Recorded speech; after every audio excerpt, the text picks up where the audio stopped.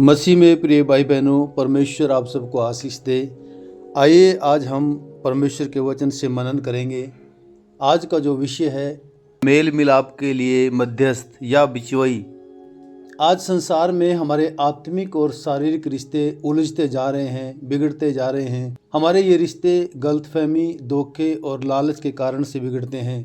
आज हमारे चारों ओर कई सारे मध्यस्थ ऐसे हैं जो खुद उलझे हुए हैं और नहीं चाहते कि फिर से हमारा मेल मिलाप परमेश्वर के साथ या आपस में हो सके या हमारे रिश्तों में सुधार हो सके। पर मेरे प्रिय भाई बहनों, हमारे पास आज भी एक ऐसा मध्यस्थ या बिचवई है जो हमारे आत्मिक और सांसारिक रिश्तों को सुधार कर हमारा मेल मिलाप फिर से परमेश्वर और मनुष्यों के साथ कराना चाहता है।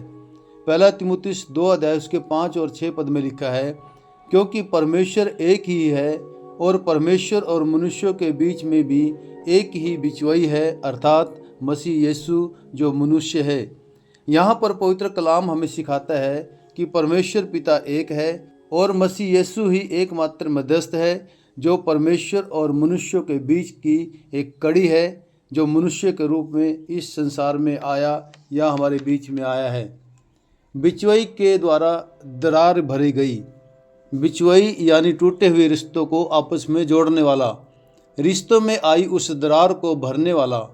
परमेश्वर और मनुष्यों के बीच में ये दरार उस समय आई जब मनुष्य ने परमेश्वर की आज्ञा तोड़कर उस फल को खाया जो परमेश्वर ने उसे मना किया था। परमेश्वर द्वारा मना किए गए फल को तोड़कर खाना ही उसके लिए पाप का कारण बना, जो परमेश्वर के प्रति अनाज्ञाकारिता को दर्शाता है। इसलिए इस पाप की छुड़ौती के लिए प्रभु यीशु मसीह को मनुष्य के रूप में आना पड़ा, बिचवई के द्वारा पापों से छुटकारा, क्योंकि केवल यही एकमात्र तरीका था जिससे मनुष्य का उसके पापों से संपूर्ण छुटकारा दिलाकर फिर से परमेश्वर के साथ मेल मिलाप कराया जा सके। क्योंकि एक ही समय में परमेश्वर से भी बात करनी है और मनुष्य से भी बात करनी है, और ये मेल मिलाप का काम केवल प्रभु यीशु मसीह ही कर सकते थे, क्योंकि प्रभु यीशु मसीह एक ही समय में संपूर्ण मनुष्य हैं और संपूर्ण परमेश्वर हैं। मनुष्य जाति का उसके पापों से छुटकारा या उद्धार यूं ही नहीं हो गया, इसके लिए दाम चुकाना पड़ा या कीमत चुकानी पड़ी। बिचवई को कीमत चुकानी पड़ी। और आगे 6 पद में लिखा है, जिसने अपने आप को सबके छुटकारे के दाम में दे दिया और उसकी गवाही ठीक समय पर दी गई। छुटकारे का दाम यह है कि यीशु मसीह को अपना जीवन उस कीमत, उस छुटकारे के लिए देना पड़ा, और यह कीमत केवल एक के लिए नहीं बल्कि पूरी मानव जाति के लिए चुकाई गई। छुटकारे की यह प्रक्रिया प्रभु यीशु मसीह पर संपूर्ण विश्वास करने के द्वारा शुरू होती है।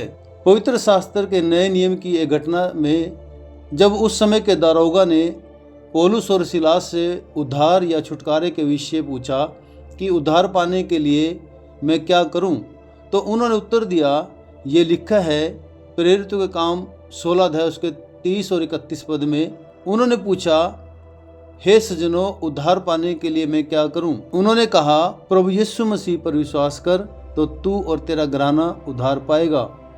परमेश्वर के वचन में बताया गया है कि उद्धार पाने के लिए प्रभु यीशु मसीह पर विश्वास करना चाहिए। बिचवई को प्रेम के कारण आना पड़ा। मानव जाति से प्रेम करने के कारण फिर से मेल मिलाप कराने के लिए कीमत चुकाकर उद्धार या पापों से छुटकारा देने की प्रक्रिया को पूरा करने के लिए परमेश्वर ने अपने पुत्र को बिचवई के रूप में इस संसार में भेजना पड़ा।